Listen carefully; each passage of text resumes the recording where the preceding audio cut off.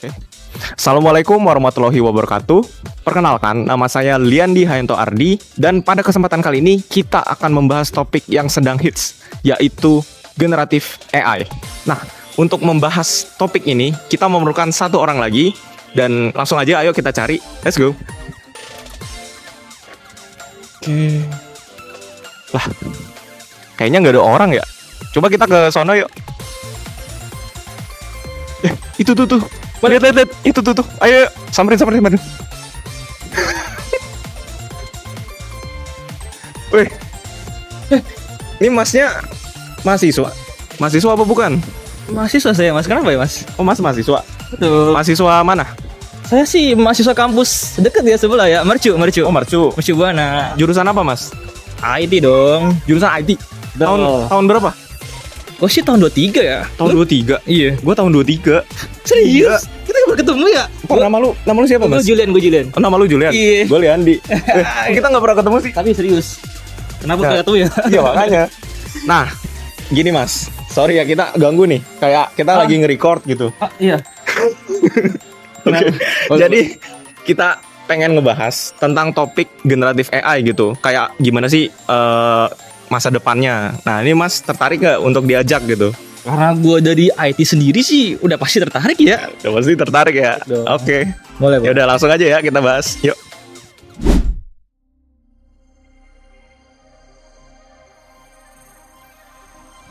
Oke, langsung aja kita bahas nih tentang ya tadi generatif AI. Cuma gue pengen nanya ke Masnya dulu nih. Lu sendiri pernah denger gak sih kayak soal game gitu tentang yang judulnya Detroit Become Human gitu? Oh, udah pasti tahu dong. Kan gue kan megang laptop kan ya. Dan itu juga sempat viral tuh waktu tuh di channel YouTube gamers di Indonesia tuh pada mainin itu game memang spektakuler banget sih menurut gue. Oke, berarti Masnya udah tahu ya. Nah, ini kita ambil contoh aja dari Detroit Become Human itu. Ya ini tuh robot yang dimana tuh bener-bener tampilannya bentuknya kayak manusia gitu. Terus dia punya indera perasa, bisa ngedenger, bisa ngelihat, dan juga bisa ya apa ya, bisa berkomunikasi juga sama manusia. Nah itu benar-benar gila kan. Nah di sini kita pengen ngebahas gitu dari implementasinya. Oke, dari implementasinya tuh udah pasti banyak hambatannya, dimana ya bakal dibahas di sini. Oke, boleh, menarik. Oke, kita langsung aja ke batasan yang pertama.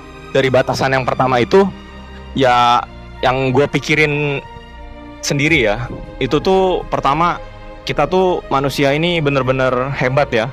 Kita tuh bisa ngerasain di seluruh badan kita itu ada banyak sensor.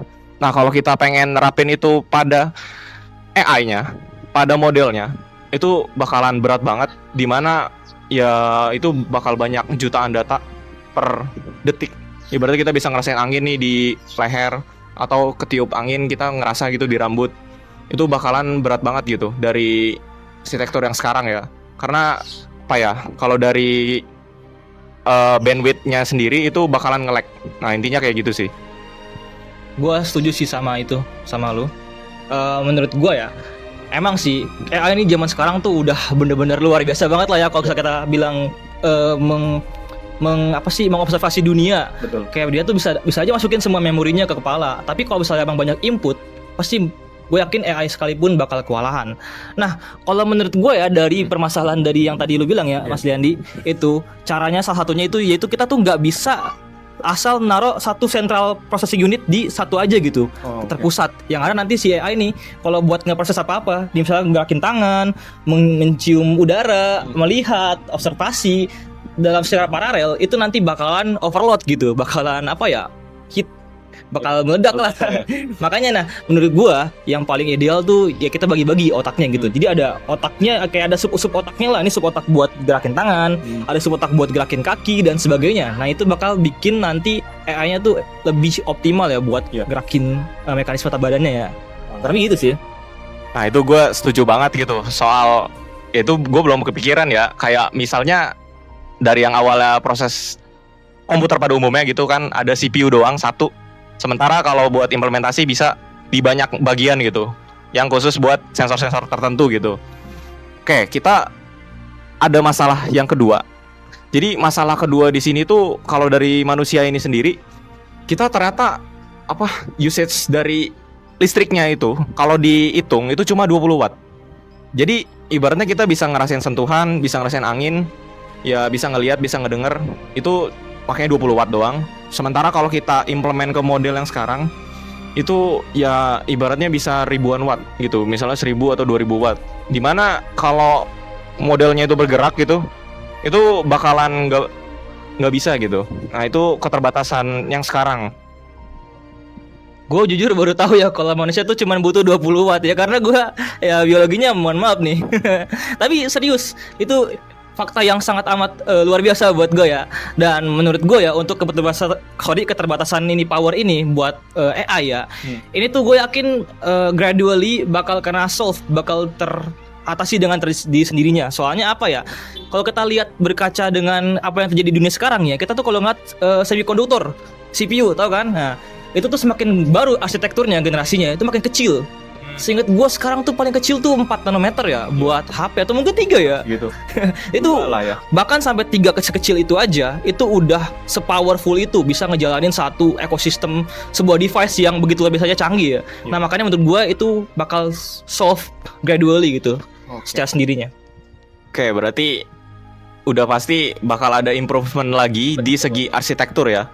Jadi nanti arsitekturnya diharapkan bisa lebih baru, lebih efisien, yang bisa ibaratnya niru ya kinerja dari tubuh manusia gitu. Kayak kalau yang benar-benar inputnya berat, baru dia pemakaian listriknya bakal spike gitu. Kayak otak kita ya, kurang lebih. Oke. Nah, ini yang jadi pikiran gua ini, yang ketiga itu, masalah ketiga itu tuh ada di mana nanti bentuk fisik dari AI yang kita pikirkan sendiri itu nggak bakalan kayak yang di Detroit Become Human gitu. Kayak dia bisa jalan, terus ya punya tangan juga.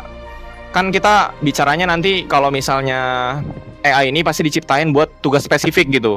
Misalnya dia bakalan ya buat khusus ngerakit komponen kecil di pabrik gitu buat CPU. Nggak mungkin gitu. Dia bentuk fisiknya tuh kayak manusia, punya tangan. Nah itu yang gue pikirin sih gitu ya. Nanti bentuk fisiknya nggak kayak manusia kalau buat kerjaan tugas spesifik. Oke, jujur menurut gue ini emang gue setuju sih sama Liandi. Karena apa? Manusia tuh sebenarnya tubuhnya tuh gak selalu efisien gitu. Kita tuh kayak gak bisa berenang secepat ikan, gak bisa terbang secepat burung, gak bisa terbang malah ya. Tapi sekali lagi, AI kan bukan makhluk organik ya. Dia tuh makhluk yang terbuat oleh manusia lah, pokoknya sintesis lah. Nah menurut gue ya, dengan konsep yang sintesis ini, organik tidak organik ini, dia tuh bisa di-detachable kan, pasti bongkar pasang kan. Nah menurut gue konsep AI di masa depan itu lebih mengarah ke arah nanti AI-nya tuh bisa menyesuaikan gitu part-partnya yang mau dipakai apa. Misalnya mau bersihin cuci piring, nanti tangan jadi spons gitu. Misalnya mau misalnya mau lari cepet, nanti kakinya jadi kuda ya. Gue nggak tahu ya, mungkin kedepannya bakal gitu ya. Tapi menurut gue konsepnya bakal seperti itu. Karena tubuh kita nih, tubuh manusia menurut gue nggak selalu efisien buat menyimpan chipnya AI lah mungkin ya. Menyesuaikan pasti. Oke. Nah berarti bisa kita tarik kesimpulan ya dari diskusi yang tadi gitu. Ya nanti pertama tuh ini tuh bukan yang nggak mungkin, cuma di masa depan yang akan datang itu bakalan banyak model-model yang ibaratnya ya agentic AI yang pinter gitu. Karena teknologi LLM ini udah sangat maju.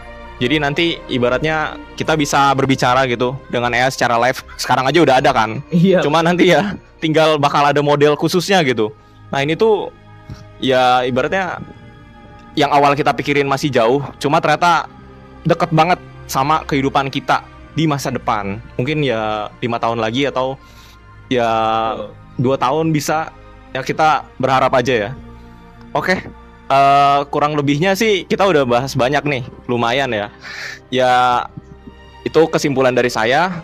Dan terima kasih juga ya Mas udah meluangkan waktu untuk berdiskusi ini. Oke, sekian ya podcast kali ini, podcast kecil-kecilan ya untuk ya membahas soal generatif AI. Terima kasih untuk yang udah menonton, dan saya mohon maaf bila ada kekurangan. Ya, wassalamualaikum warahmatullahi wabarakatuh.